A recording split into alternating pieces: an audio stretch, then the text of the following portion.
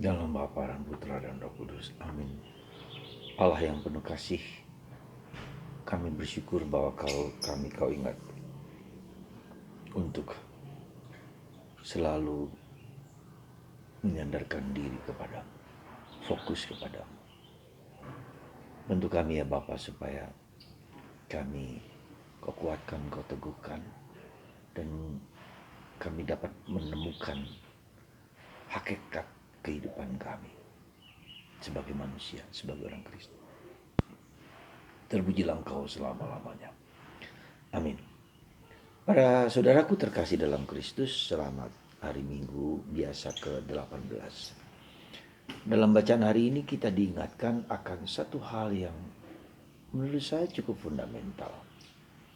Itu bagaimana kita bersikap terhadap segala sesuatu yang bukan Allah. Hari ini Yesus diajak untuk atau Yesus memberikan perumpamaan tentang seorang yang memperkaya diri, sudah kaya dan seterusnya. Ketika dia kaya, dia menimbun hartanya di gudang, di tempat yang besar, sehingga dia bisa istirahat, bisa tenang, bisa leyeh-leyeh bahasa Jawanya. Ya. Dan Yesus mengecam orang yang demikian, karena dia tidak tahu kapan akan datang, akan waktu di mana orang dipanggil oleh Tuhan.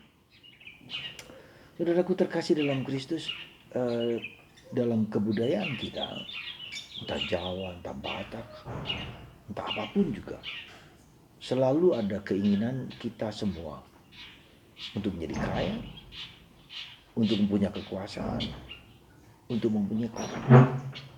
Ya. Ketiga hal ini merupakan sesuatu yang dirindukan oleh setiap orang. Dalam bahasa Batak, hasangapun, amuraon, agabion. Jadi dia punya kuasa, dia punya kedudukan, prestis, kehormatan, dan dia punya kekayaan. Demikian juga dengan kehidupan kita ketika kita masih kecil, kita ditanya mau jadi apa, menjadi dokter, menjadi orang pintar, menjadi orang hebat. Dan itu sesuatu yang melekat dalam kemanusiaan kita. Tidak bisa kita hindarkan. Kita tidak bisa menghindarkan supaya kita bisa menjadi kaya. Kenapa kita ingin menjadi kaya? Kenapa kita ingin punya kedudukan? Kenapa kita ingin punya kekuasaan? Dan ketiga hal itu cenderung untuk semakin ditingkat-tingkatkan. Ketika orang dalam kekuasaan itu ingin dilanggengkan sampai selama-lamanya. Kita punya pengalaman dengan presiden kita yang sebelumnya. Ya. Maka harus dibatasi. Ketika kita sudah kaya, ingin diperkaya lagi. Ketika punya rumah, mobil pun tambah satu lagi, 3 dan seterusnya, keempat dan seterusnya. Rumah tambah banyak dan seterusnya. Itu kecenderungan kita karena apa sebetulnya? Karena kita ingin memiliki yang disebut sense of security.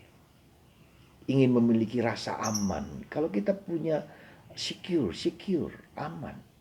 Kalau kita punya uang, kita akan lebih mudah. Kalau sakit, kita cepat pergi ke Medan.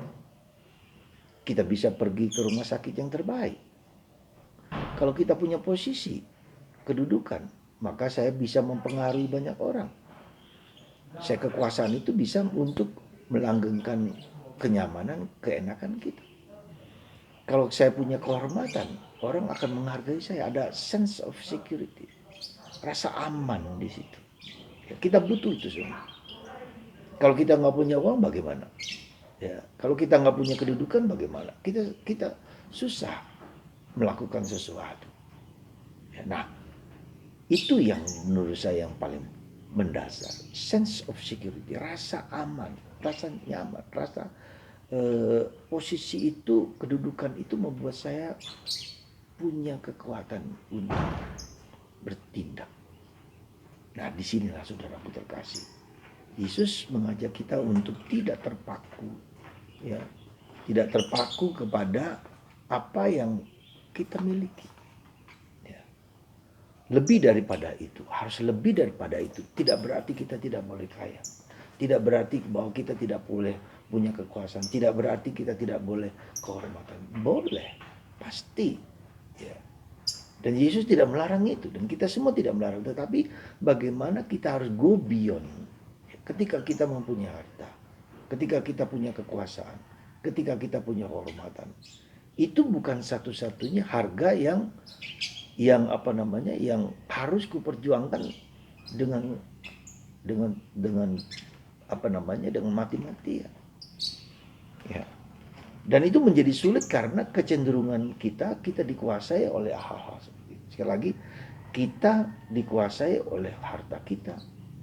Kita dikuasai oleh kekuasaan kita dikuasai oleh kehormatan kita dikuasai oleh uang kita. Itulah sulitnya kita di dunia. Bukan hanya Anda.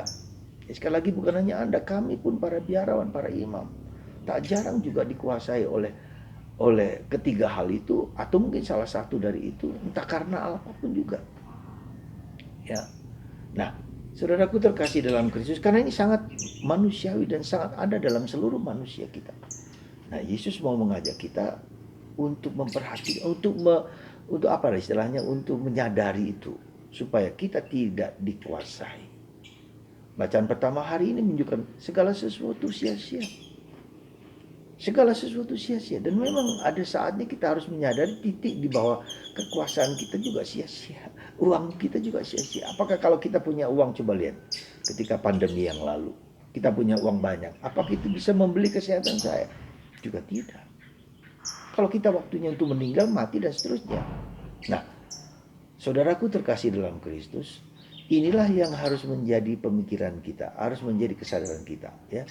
Bukanlah ketiga hal itu yang penting, tapi kebersatuan kita dengan Tuhan, kedekatan kita dengan Tuhan, itu yang membuat kita harus menjadi sadar bahwa Tuhanlah satu-satunya yang harus kita cari. Tuhanlah di mana kita menyandarkan hidup kita pada Tuhan.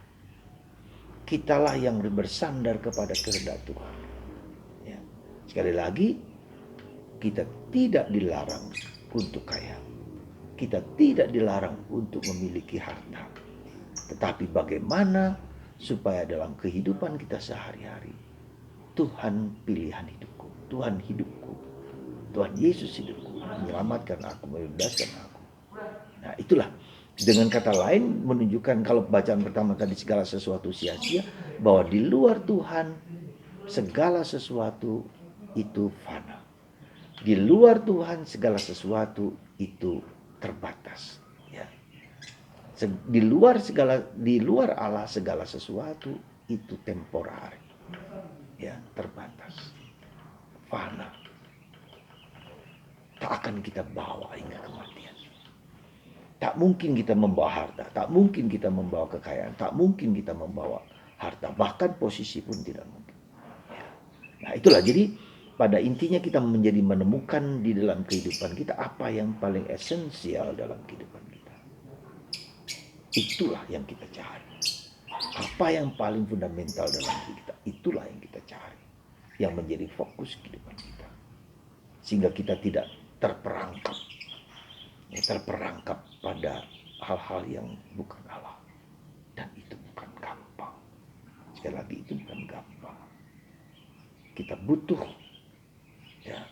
latihan-latihan terus-menerus untuk kenapa kita ke gereja, kenapa kita baca kitab suci, kenapa kita meditasi, kenapa kita duduk, kenapa kita hening, kenapa kita diam, untuk merefleksikan kehidupan kita yang terbatas ini, yang tak mungkin selama-lamanya. Tuhan memberkati Anda, memberkati saya, supaya kita mengisi hari-hari kita untuk Tuhan, untuk sesama, untuk siapapun, sehingga kita mampu dan dimampukan untuk menemukan yang esensial dalam kehidupan kita. Tuhan memberkati kita semua, dalam Bapa dan Putra dan Roh Kudus. Amin.